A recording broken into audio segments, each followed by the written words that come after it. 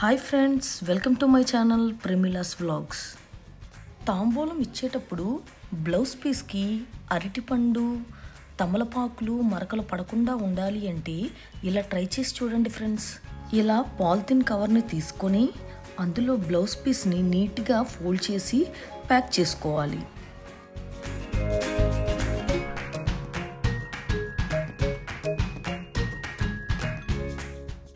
Cotton, silk, half పట్టు ఏ type blouse pieces అయినా మనం ఇలా ప్యాక్ చేసుకోవచ్చు. చూడడానికి చాలా చక్కగా కనిపిస్తుంది ఫ్రెండ్స్.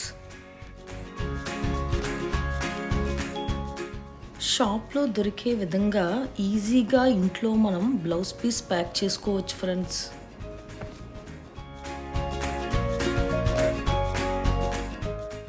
ఈ వీడియో కనుక మీకు నచ్చినట్లయితే లైక్ చేయండి, షేర్ చేయండి, సబ్స్క్రైబ్ చేయండి.